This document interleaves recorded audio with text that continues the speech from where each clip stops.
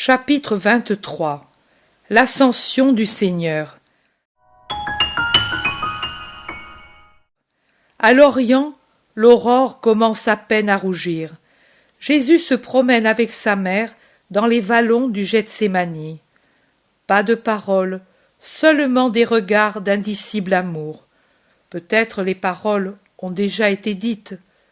Peut-être elles n'ont jamais été dites. Ce sont les deux âmes qui ont parlé, celle du Christ, celle de la mère du Christ. Maintenant, c'est une contemplation d'amour, une réciproque contemplation. Elle la connaît, la nature humide de rosée, la pure lumière du matin. Elles la connaissent, les gracieuses créatures de Dieu que sont les herbes, les fleurs, les oiseaux, les papillons. Les hommes sont absents. Moi, je me sens mal à l'aise d'être présente à cet adieu. Seigneur, je n'en suis pas digne. C'est mon cri dans les larmes qui tombent de mes yeux en contemplant la dernière heure de l'union terrestre entre la mère et le Fils, et en pensant que nous sommes arrivés au terme de l'amoureuse fatigue, celle de Jésus, celle de Marie et du pauvre petit, indigne enfant que Jésus a voulu comme témoin de tout le temps messianique et qui a nom Marie, mais que Jésus aime appeler le petit Jean, et aussi la violette de la croix.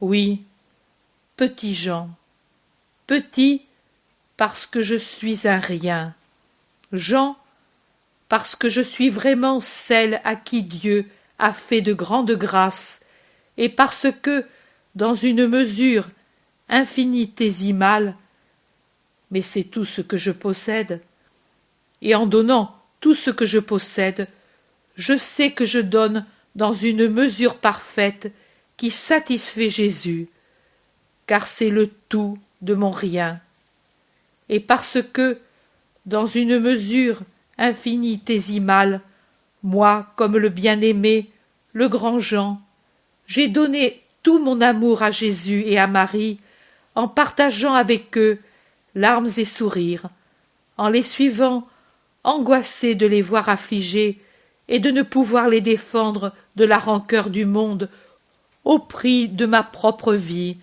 et maintenant palpitante de la palpitation de leur cœur pour ce qui prend fin pour toujours. Violette, oui, une Violette qui a cherché à se tenir cachée dans l'herbe pour que Jésus ne l'évite pas, lui qui aimait toutes les choses créées parce qu'œuvre de son Père, mais me presse sous son pied divin, et que je puisse mourir en exhalant mon léger parfum dans l'effort de lui adoucir le contact avec la terre raboteuse et dure. Violette de la croix, oui, et son sang a rempli mon calice jusqu'à le faire se pencher sur le sol. Ô mon bien-aimé, qui avant m'as comblé de ton sang en me faisant contempler tes pieds blessés, cloués au bois. Et au pied de la croix, il y avait un pied de violette en fleurs, et ton sang tombait goutte à goutte sur le pied de violette fleurie. Souvenir lointain et toujours si proche et si présent, préparation de ce que j'ai été ensuite, ton porte-parole, qui maintenant est tout trempé de ton sang, de tes sueurs et de tes larmes, des larmes de Marie, ta mère, mais qui connaît aussi tes paroles, tes sourires, tout, tout de toi, et qui exhale le parfum non plus des violettes, mais celui de toi seul, mon unique et seul amour, de ce parfum divin qui a bercé hier soir ma douleur, et qui vient sur moi, doux comme un baiser, consolant comme le ciel lui-même, et me fait tout oublier pour vivre de toi seul. J'ai en moi ta promesse, je sais que je ne te perdrai pas. Tu me l'as promis, et ta promesse est sincère, promesse de Dieu. Je te posséderai encore, toujours.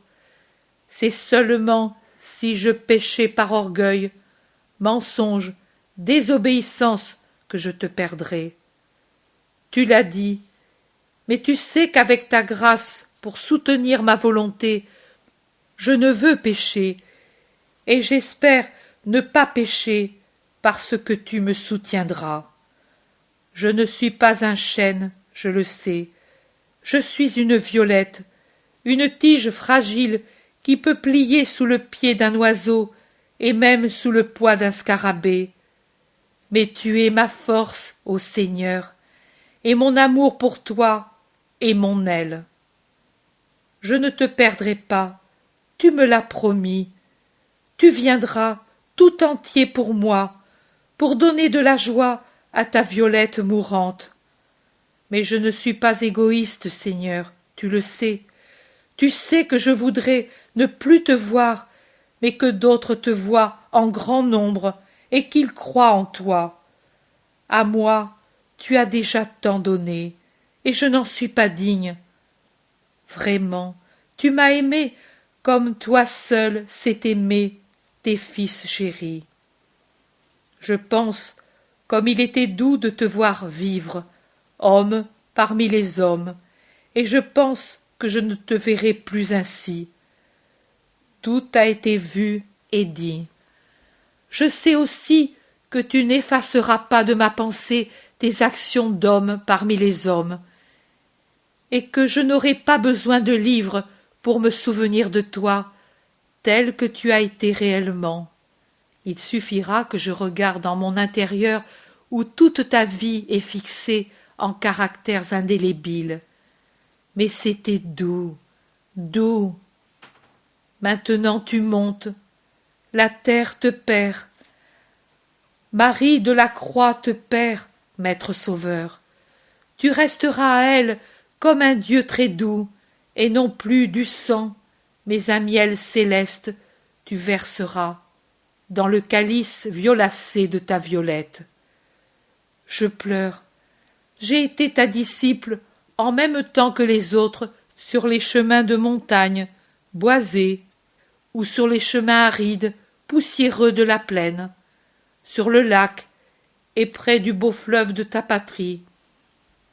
Maintenant tu t'en vas, et je ne verrai plus qu'en souvenir Bethléem et Nazareth, sur leurs vertes collines d'oliviers, et Jéricho brûlé par le soleil avec le bruissement de ses palmiers, et Béthanie amie, et Engaddi, perle perdue dans les déserts, et la belle Samarie, et les plaines fertiles de Saron et d'Esdrelon, et le haut plateau bizarre d'au-delà du Jourdain, et le cauchemar de la mer Morte, et les villes ensoleillées des bords de la Méditerranée, et Jérusalem, la ville de ta douleur, ses montées et ses descentes, les archivoltes, les places, les faubourgs, les puits et les citernes, les collines et jusqu'à la triste vallée des lépreux où ta miséricorde s'est largement répandue, et la maison du cénacle, et la fontaine qui pleure tout près,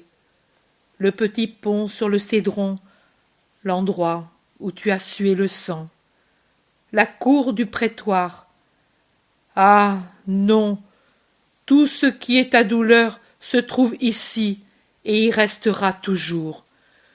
Je devrais chercher tous les souvenirs pour les retrouver, mais ta prière au Gethsémani, ta flagellation, ta montée au Golgotha, ton agonie et ta mort, la douleur de ta mère, non, je n'aurai pas à les chercher, ils me sont toujours présents. Peut-être je les oublierai au paradis, et il me paraît impossible de pouvoir les oublier même là. Tout souvenir de ces heures atroces, jusqu'à la forme de la pierre sur laquelle tu es tombé, même le bouton de rose rouge qui battait comme une goutte de sang sur le granit contre la fermeture de ton tombeau. mon amour tout divin, ta passion vit dans ma pensée et m'en brise le cœur. L'aurore s'est complètement levée, le soleil est déjà haut sur l'horizon et les apôtres font entendre leur voix. C'est un signal pour Jésus et Marie. Ils s'arrêtent, ils se regardent, l'un en face de l'autre, et puis Jésus ouvre les bras et accueille sa mère sur sa poitrine. Oh, c'était bien un homme, un fils de femme. Pour le croire, il suffit de regarder cet adieu. L'amour déborde en une pluie de baisers sur la mère tout-aimée. L'amour couvre de baisers le fils tout-aimé. Il semble qu'ils ne puissent plus se séparer. Quand il semble qu'ils vont le faire, un autre embrassement les unit encore, et parmi les baisers, des paroles de réciproque bénédiction. Oh, c'est vraiment le Fils de l'homme qui quitte celle qui l'a engendré. C'est vraiment la mère qui congédie pour le rendre au Père, son Fils, le gage de l'amour à la toute pure. Dieu qui embrasse la mère de Dieu. Finalement, la femme, en tant que créature, s'agenouille aux pieds de son Dieu qui est pourtant son Fils. Et le Fils qui est Dieu impose ses mains sur la tête de sa mère vierge, de l'Éternel aimé, et il la bénit au nom du Père, du Fils et de l'Esprit Saint. Puis il se penche et la relève en déposant un dernier baiser sur son front blanc comme un pétale de lys sous l'or de ses cheveux si jeunes encore. Ils vont de nouveau vers la maison, et personne, en voyant la paix avec laquelle ils avancent l'un à côté de l'autre, ne penserait au flot d'amour qui les a dominés un peu auparavant. Mais quelle différence en cet adieu avec la tristesse des autres adieux désormais dépassés, et le déchirement de l'adieu de la mère à son fils tué, qu'elle devait laisser seul au tombeau. En celui-ci, même si les yeux brillent des pleurs naturels de celui qui est sur le point de se séparer de l'aimé, les lèvres sourient à la joie de savoir que cet aimé va dans la demeure qui convient à sa gloire. Pierre dit : Seigneur, ils sont là dehors, entre le mont et Béthanie, tous ceux que tu avais dit à ta mère vouloir bénir aujourd'hui. C'est bien, nous allons maintenant les trouver, mais venez d'abord, je veux partager encore le pain avec vous. Ils entrent dans la pièce où 10 jours avant se trouvaient les femmes pour la scène du 14e jour du second mois. Marie accompagne Jésus jusque-là, puis elle se retire. Il reste Jésus et les 11. Sur la table, il y a de la viande rôtie, des petits fromages et des petites olives noires, une petite amphore de vin et une d'eau plus grande, et de larges pains. Une table simple, sans apparat, pour une cérémonie de luxe, mais uniquement parce qu'il faut bien manger. Jésus offre et fait les parts. Il est au milieu, entre Pierre et Jacques d'Alphée. C'est lui qui les a appelés à ses places. Jean, Jude d'Alphée et Jacques sont en face de lui. Thomas, Philippe, Matthieu sont d'un côté, André, Barthélemy, le Zélote de l'autre. Ainsi, tous peuvent voir leur Jésus. Le repas est bref, silencieux. Les apôtres, arrivés au dernier jour de voisinage avec Jésus, et malgré les apparitions successives, collectives ou individuelles, à partir de la résurrection, toutes pleines d'amour, n'ont plus jamais perdu cette retenue et cette vénération qui ont caractérisé leur rencontre avec Jésus ressuscité. Le repas est fini. Jésus ouvre les mains au-dessus de la table en faisant son geste habituel devant un fait inéluctable, et il dit: Voici venue l'heure où je dois vous quitter pour retourner vers mon Père. Écoutez les dernières paroles de votre Maître. Ne vous éloignez pas de Jérusalem pendant ces jours. Lazare, à qui j'ai parlé, a pourvu une fois encore à réaliser les désirs de son maître, et il vous cède la maison de la dernière scène pour que vous ayez une demeure où réunir l'assemblée et vous recueillir en prière. Restez là, à l'intérieur, pendant ces jours, et priez avec assiduité pour vous préparer à la venue de l'Esprit Saint, qui vous complétera pour votre mission. Rappelez-vous que moi, qui pourtant étais Dieu, je me suis préparé par une sévère pénitence à mon ministère d'évangélisateur. Toujours plus facile et plus courte sera votre préparation. Mais je n'exige pas autre chose de vous. Il me suffit seulement que vous priez assidûment, en union avec les 72 et sous la conduite de ma mère, que je vous recommande avec l'empressement d'un fils. Elle sera pour vous une mère et une maîtresse d'amour et de sagesse parfaite. J'aurais pu vous envoyer ailleurs pour vous préparer à recevoir l'Esprit Saint, mais je veux au contraire que vous restiez ici, car c'est Jérusalem négatrice qui doit s'étonner de la continuation des prodiges divins donnés pour répondre à ces négations. Ensuite, l'Esprit Saint vous fera comprendre la nécessité que l'Église surgisse justement dans cette ville qui, en jugeant humainement, est la plus indigne de la posséder. Mais Jérusalem, c'est toujours Jérusalem, même si le péché y est à son comble, et si c'est ici que s'est accompli le déicide. Cela ne servira à rien pour elle. Elle est condamnée. Mais si elle est condamnée, tous ses habitants ne le sont pas.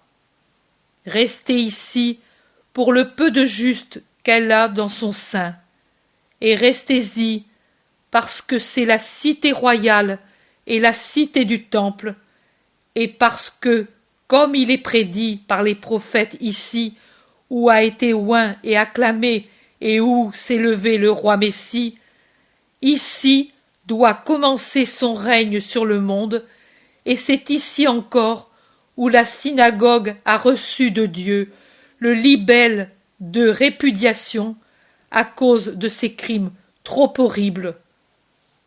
Que doit surgir le temple nouveau, auquel accourront des gens de toutes nations. Lisez les prophètes, en eux tout est prédit. Ma mère d'abord, puis l'Esprit Paraclet, vous feront comprendre les paroles des prophètes pour ce temps. Restez ici jusqu'au moment où Jérusalem vous répudiera comme elle m'a répudié, et haïra mon Église comme elle m'a haï, en couvant des desseins pour l'exterminer. Alors, portez ailleurs le siège de cette Église que j'aime, car elle ne doit pas périr. Je vous le dis, l'enfer même ne prévaudra pas sur elle. Mais si Dieu vous assure sa protection, ne tentez pas le ciel en exigeant tout du ciel. Allez dans Éphraïm, comme y alla votre maître, parce que ce n'était pas l'heure qu'il soit pris par ses ennemis. Je vous dis Éphraïm, pour vous dire terre d'idoles et de païens. Mais ce ne sera pas Éphraïm de Palestine que vous devez choisir comme siège de mon Église.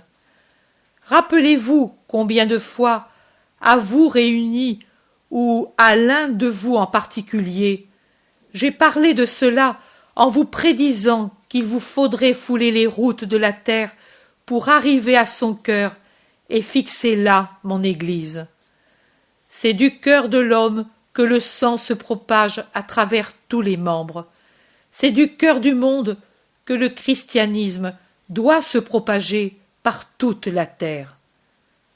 Pour l'heure, mon Église est semblable à une créature déjà conçue, mais qui se forme encore dans la matrice.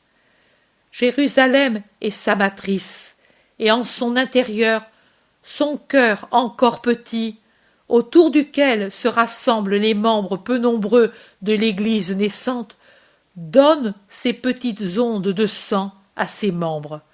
Mais une fois arrivée l'heure marquée par Dieu, la matrice marâtre expulsera la créature qui s'est formée en son sein, et elle ira dans une terre nouvelle, et y grandira pour devenir un grand corps qui s'étendra sur toute la terre. Et les battements du cœur de l'Église, devenus forts, se propageront dans tout son grand corps. Les battements du cœur de l'Église, affranchie de tout lien avec le temple, éternelle et victorieuse sur les ruines du temple mort et détruit, vivant dans le cœur du monde pour dire aux Hébreux et aux gentils que Dieu seul triomphe et veut ce qu'il veut, et que ni la rancœur des hommes, ni les troupes d'idoles n'arrêtent son vouloir. Mais cela viendra par la suite, et en ce temps-là, vous saurez ce que faire. L'Esprit de Dieu vous conduira. Ne craignez pas. Pour le moment, rassemblez à Jérusalem la première assemblée de fidèles. Puis, d'autres assemblées se formeront à mesure que leur nombre grandira. En vérité, je vous dis que les habitants de mon royaume deviendront rapidement plus nombreux comme des semences jetées dans une excellente terre. Mon peuple se propagera par toute la terre. Le Seigneur dit au Seigneur, « Puisque tu as fait cela, et que pour moi tu ne t'es pas épargné, je te bénirai et je multiplierai ta descendance comme les étoiles du ciel et comme les grains de sable qui sont sur le bord de la mer. Ta descendance possédera la porte de ses ennemis, et en ta descendance seront bénies toutes les nations de la terre. Bénédiction est mon nom, mon signe est ma loi, là où ils sont reconnus souverains. Il va venir l'Esprit Saint, le sanctificateur, et vous en serez remplis. Faites en sorte d'être purs comme tout ce qui doit approcher le Seigneur. J'étais Seigneur, moi aussi comme lui, mais sur ma divinité, j'avais endossé un vêtement pour pouvoir être parmi vous, et non seulement pour vous instruire et vous racheter par les organes et le sang de ce vêtement, mais aussi pour porter le Saint des saints parmi les hommes, sans qu'il fût inconvenant que tout homme, même impur, pût poser son regard sur celui que craignent de contempler les séraphins. Mais l'Esprit Saint viendra sans être voilé par la chair, et il se posera sur vous, et il descendra en vous avec ses 7 dons, et il vous conseillera. Jésus dit, « Maintenant, le conseil de Dieu est chose si sublime qu'il faut vous préparer par une volonté héroïque, d'une perfection qui vous rende semblable à votre Père et à votre Jésus dans ses rapports avec le Père et l'Esprit Saint. Donc, une charité parfaite et une pureté parfaite pour pouvoir comprendre l'amour et le recevoir sur le trône de votre cœur. Perdez-vous dans le gouffre de la contemplation, efforcez-vous d'oublier que vous êtes des hommes, et efforcez-vous de vous changer en séraphins. Lancez-vous dans la fournaise, dans les flammes de la contemplation. La contemplation de Dieu ressemble à une étincelle qui jaillit du choc du silex contre le briquet et produit feu et lumière. C'est une purification, le feu qui consume la matière opaque et toujours impure, et la transforme en une flamme lumineuse et pure.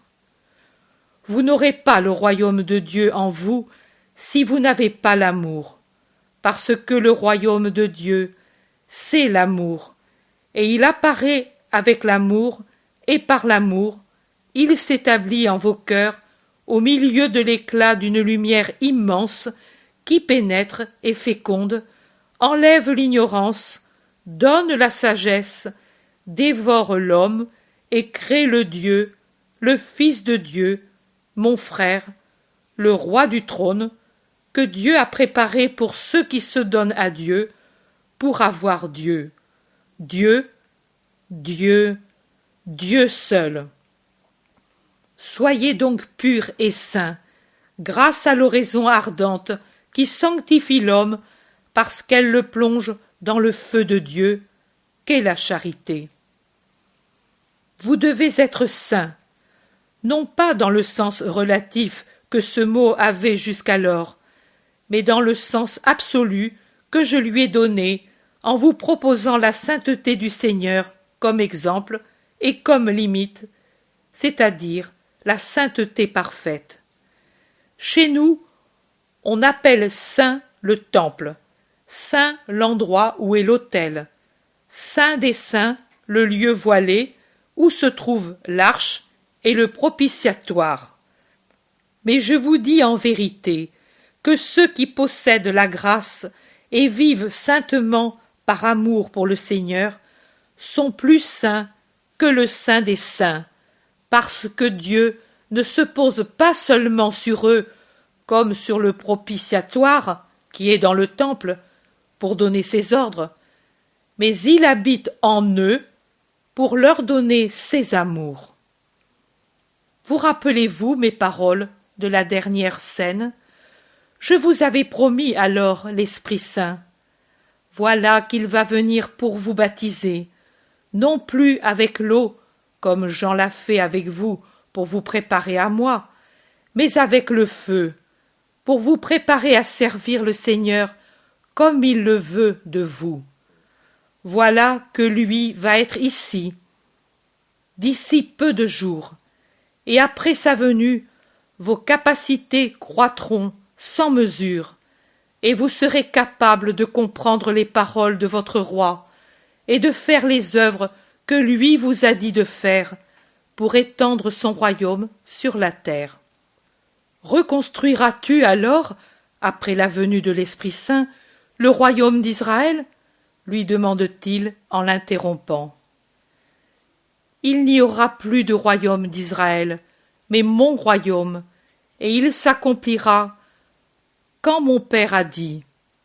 Il ne vous appartient pas de connaître les temps et les moments que le Père s'est réservés en son pouvoir, mais vous, en attendant, vous recevrez la vertu de l'Esprit Saint qui viendra sur vous, et vous serez mes témoins à Jérusalem, en Judée et en Samarie, et jusqu'aux confins de la terre, en fondant des assemblées, là où des hommes sont réunis en mon nom, en baptisant les gens au nom très saint du Père, du Fils et de l'Esprit Saint, comme je vous l'ai dit, pour qu'ils aient la grâce et vivent dans le Seigneur, prêchant l'Évangile à toutes les créatures, enseignant ce que je vous ai enseigné, faisant ce que je vous ai commandé de faire.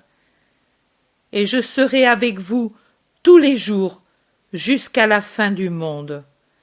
Et je veux encore ceci, qu'à présider l'assemblée de Jérusalem, ce soit Jacques, mon frère. Pierre, comme chef de toute l'Église, devra souvent entreprendre des voyages apostoliques, parce que tous les néophytes désireront connaître le pontife, chef suprême de l'Église. Mais grand sera l'ascendant que sur les fidèles de cette première Église aura mon frère. Les hommes sont toujours des hommes, et ils voient en homme.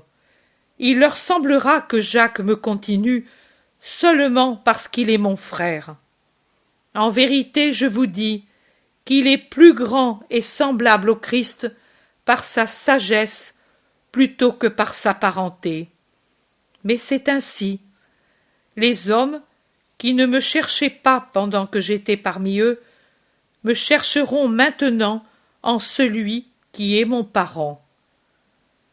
Toi ensuite, Simon-Pierre, tu es destiné à d'autres honneurs.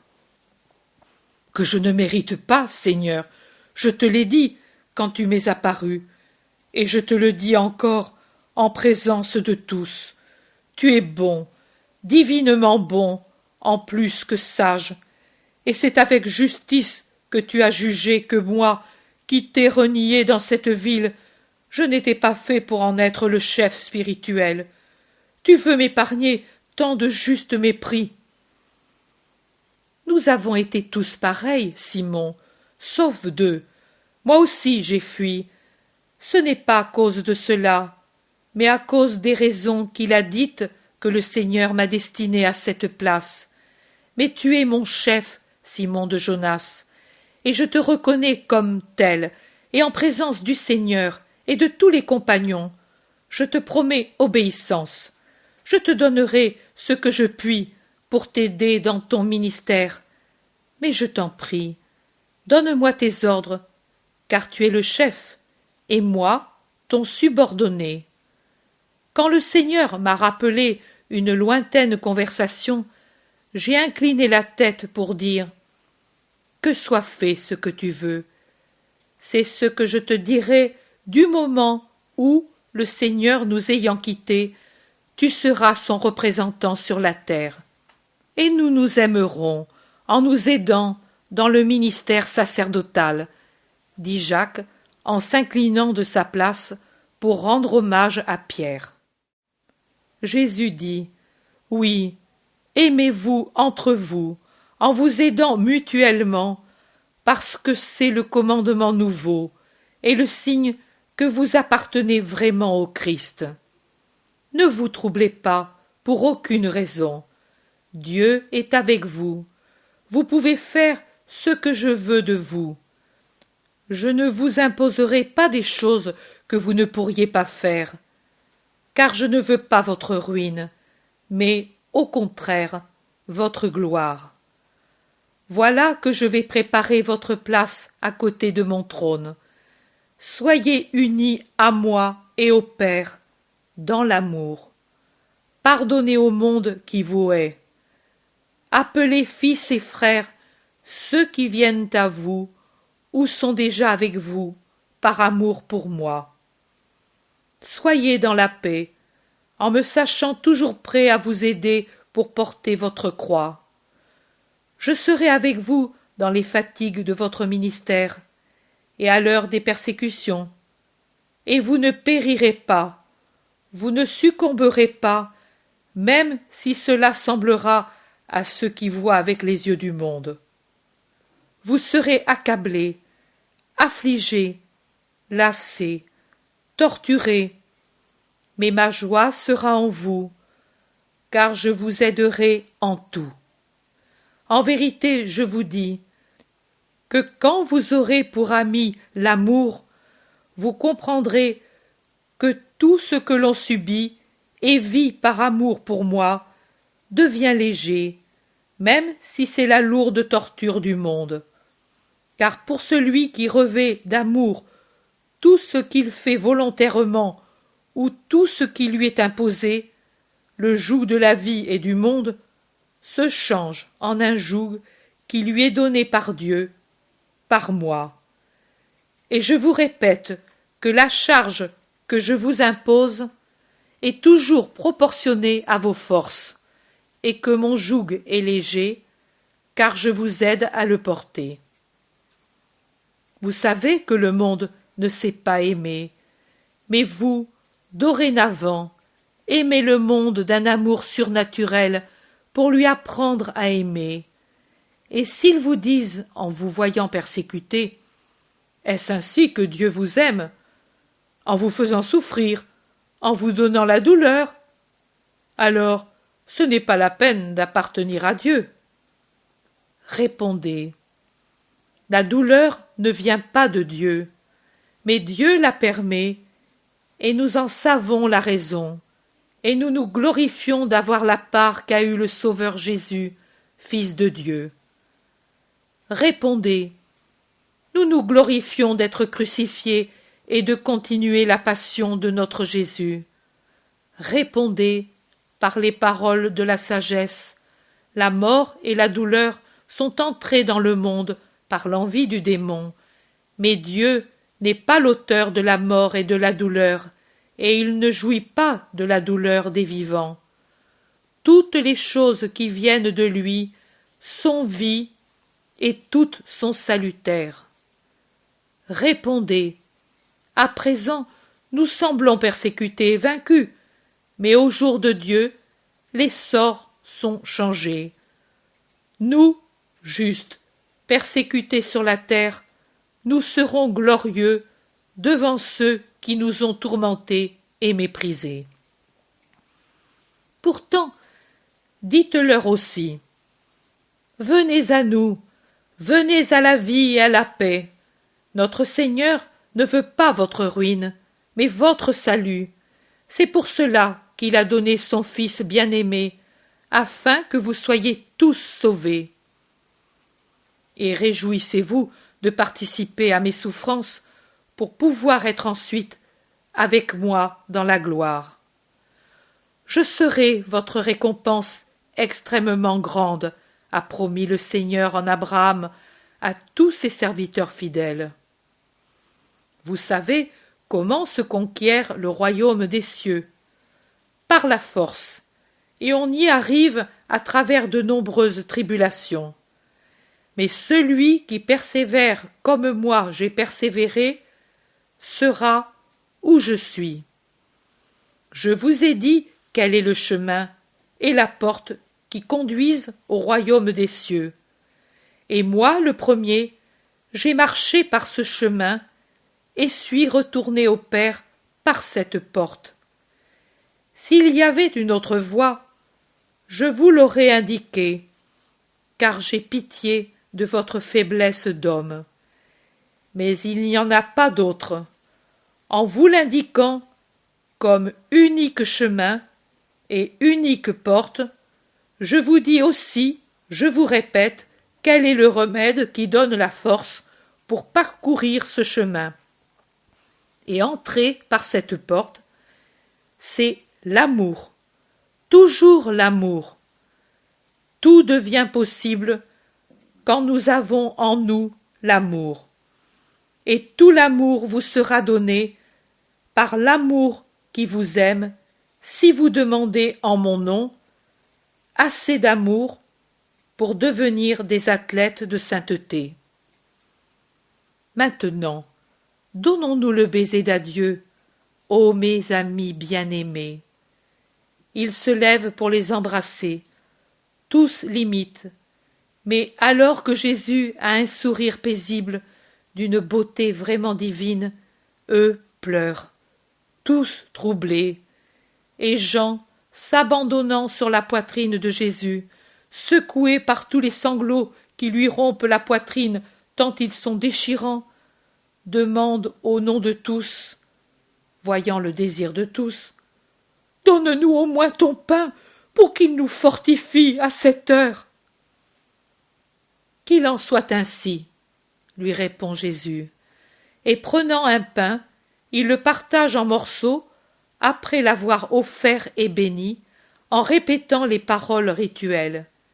Et il fait la même chose avec le vin, en répétant ensuite « Faites ceci en mémoire de moi », ajoutant « Qui vous ai laissé ce gage de mon amour pour être encore et toujours avec vous, jusqu'à ce que vous soyez avec moi dans le ciel. » Il les bénit et dit « Et maintenant, allons. » Ils sortent de la pièce, de la maison.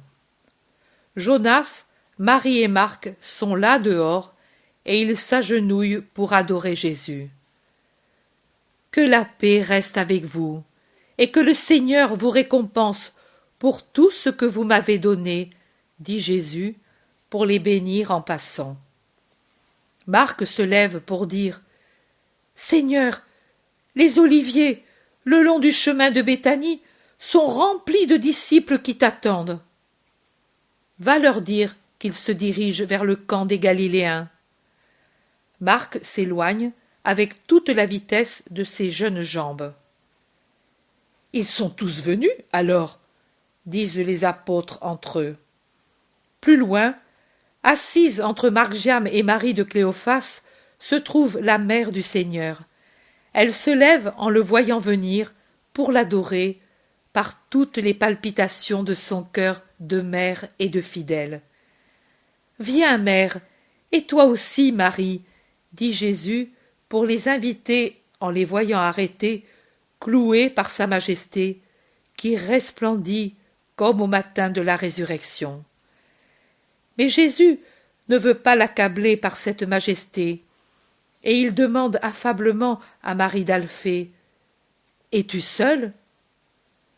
Les autres sont en avant, avec les bergers et avec Lazare et toute sa famille, mais ils nous ont laissés ici, nous, parce que, oh, Jésus, Jésus, Jésus, comment ferais-je à ne plus te voir, Jésus béni, mon Dieu, moi qui t'ai aimé avant même que tu ne sois né, moi qui ai tant pleuré à cause de toi, quand je ne savais pas où tu étais après le massacre, moi qui ai eu mon soleil dans ton sourire quand tu es revenu.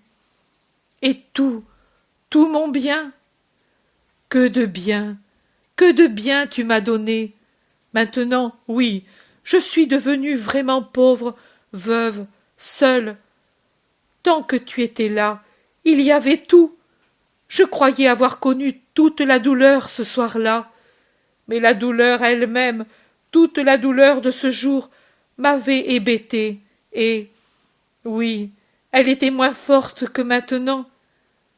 Et puis, tu devais ressusciter.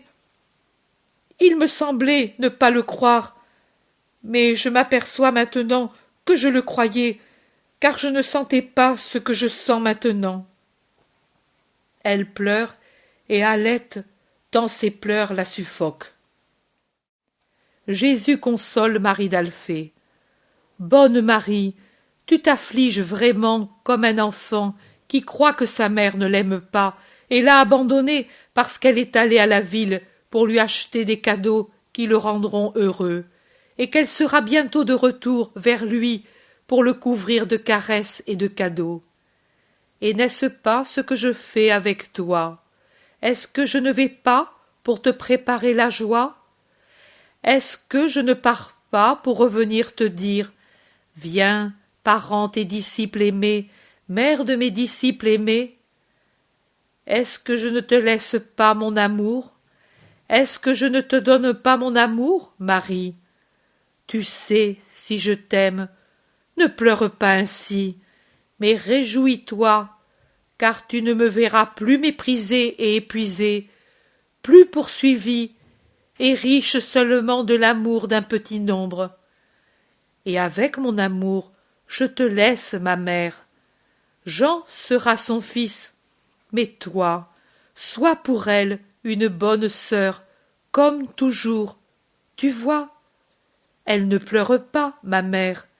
Elle sait que si la nostalgie de moi sera la lime qui consumera son cœur, l'attente sera toujours brève par rapport à la grande joie d'une éternité d'union.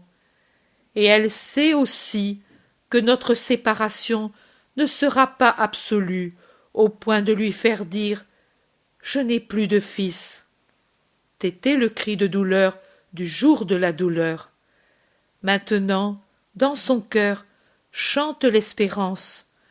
Je sais que mon fils monte vers le Père, mais ne me laissera pas sans ses spirituels amours. C'est ce que tu crois, toi, et tous. Voici les uns et les autres. Voici mes bergers.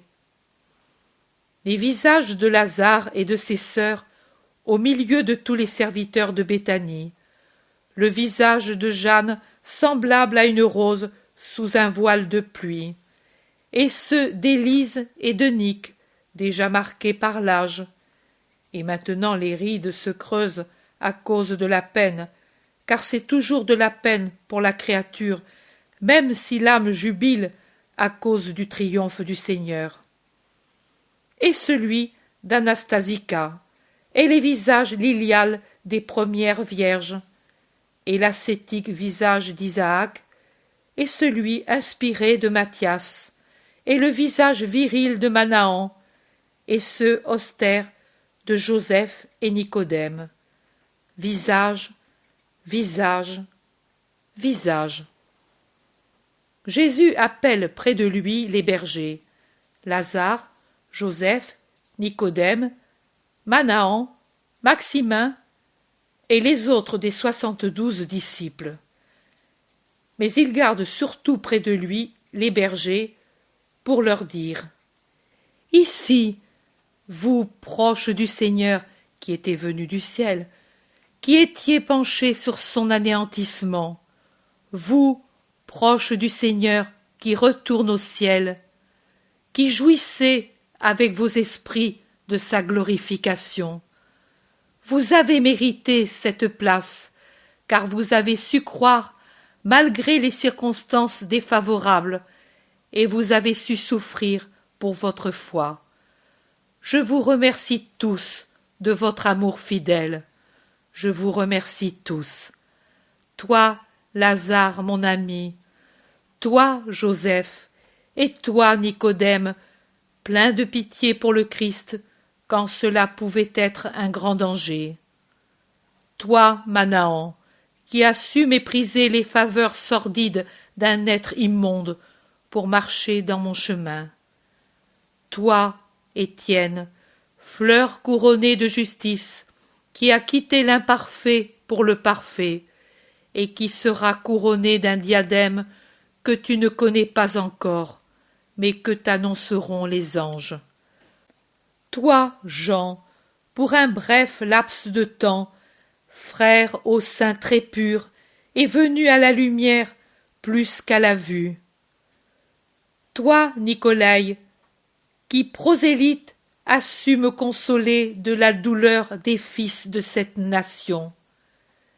Et vous, disciples, bonnes et courageuses, dans votre douceur, plus que Judith. Et toi, Margiam, mon enfant, et qui, dorénavant, prend le nom de Martial, en souvenir du petit Romain tué sur le chemin et déposé à la grille de Lazare avec un cartel de défi. Et maintenant, dis aux Galiléens qu'il te ressuscite s'il est le Christ et s'il est ressuscité. Le dernier des innocents qui, en Palestine, ont perdu la vie pour me servir, bien qu'inconsciemment, et prémisse des innocents de toute nation qui, venus au Christ, seront pour cela haïs et éteints prématurément, comme des boutons de fleurs arrachés à leur tige avant qu'ils n'éclosent. Et ce nom, ô Martial, t'indique ton futur destin. Sois apôtre en des terres barbares, et conquiers-les à ton Seigneur, comme mon amour a conquis le jeune Romain pour le ciel. Tous, tous bénis par moi dans cet adieu, pour demander au Père la récompense de ceux qui ont consolé le douloureux chemin du Fils de l'homme. Bénis l'humanité dans sa partie choisie, qui existe chez les Juifs comme chez les gentils, et qui s'est montrée dans l'amour qu'elle a eu pour moi. Bénis la terre avec ses plantes et ses fleurs, ses fruits qui tant de fois m'ont fait plaisir et m'ont restauré. Bénis la terre avec ses eaux et ses tiédeurs, à cause des oiseaux et des animaux, qui bien des fois ont surpassé l'homme pour réconforter le Fils de l'homme. Béni sois-tu, soleil, et toi, mer, et vous, monts, collines, plaines. Soyez bénis, vous, étoiles, qui avez été pour moi des compagnes dans la prière nocturne et dans la douleur. Et toi, lune, qui m'as éclairé pour me diriger dans mon pèlerinage d'évangélisateur. Soyez toutes bénies, vous, créatures, œuvre de mon Père, mes compagnes en cette heure mortelle, amis pour celui qui avait quitté le ciel, pour enlever à l'humanité affligée les tribulations de la faute qui sépare de Dieu. Et bénis vous aussi, instruments innocents de ma torture, épines, métaux, bois, cordages tordus, parce que vous m'avez aidé à accomplir la volonté de mon Père. Quelle voix de tonnerre à Jésus! Elle se répand dans l'air chaud et tranquille, comme le son d'un bronze qu'on a frappé. Elle se propage en ondes sur la mer des visages qui le regardent de tous côtés. Je dis que ce sont des centaines de personnes qui entourent Jésus, qui montent, avec les plus aimés, vers le sommet de l'Oliveraie. Mais Jésus, arrivé près du camp des Galiléens, où il n'y a plus de tente à cette époque, entre les deux fêtes, ordonne aux disciples « Faites arrêter les gens où ils se trouvent, et puis, suivez-moi. » Il monte encore jusqu'au sommet le plus haut de la montagne, celle qui est déjà plus proche de Béthanie, qu'elle domine d'en haut, que de Jérusalem. Serrés autour de lui, sa mère, les apôtres, Lazare, les bergers et Margiam. Plus loin, en demi-cercle pour tenir en arrière la foule des fidèles, les autres disciples.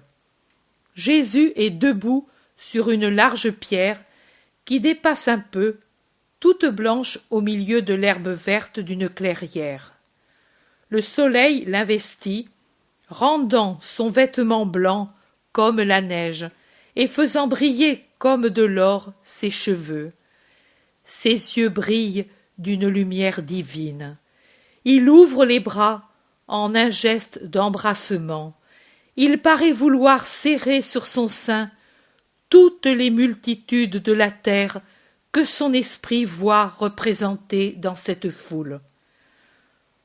Son inoubliable, son inimitable voix donne le dernier ordre. Allez, allez en mon nom pour évangéliser les gens jusqu'aux extrémités de la terre. Que Dieu soit avec vous, que son amour vous réconforte, que sa lumière vous guide, que sa paix demeure en vous jusqu'à la vie éternelle. Il se transfigure en beauté, beau, beau, comme sur le Tabor, et davantage. Tous tombent à genoux pour l'adorer.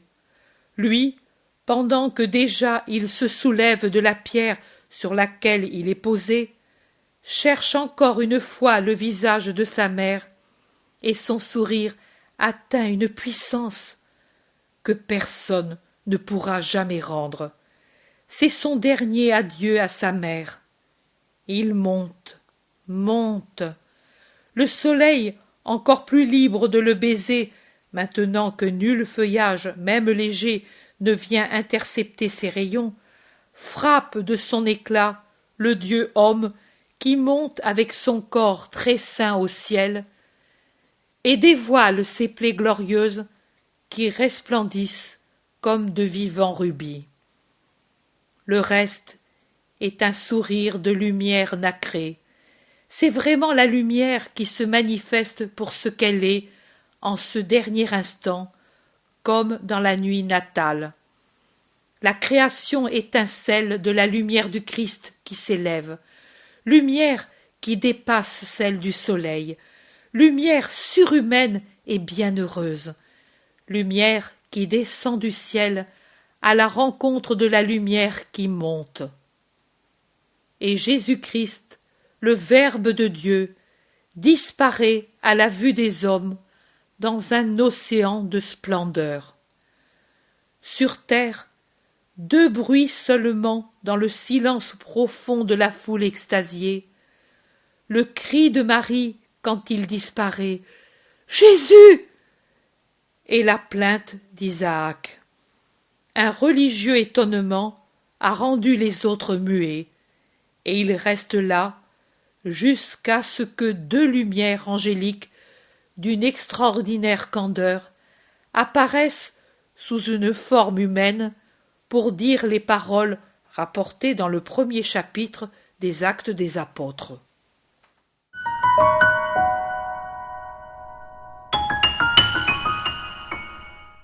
L'intérêt pour les écrits de Maria Valtorta ne cesse de grandir. Et les fruits récoltés, vocation, conversion, sont immenses. Visionnaire de la vie du Christ, de la conception de Marie jusqu'au début de l'Église, sa description des personnages, de leur psychologie, la précision des lieux où ils évoluent, des coutumes et mœurs de l'époque, est proprement sidérante et à ce jour inégalée.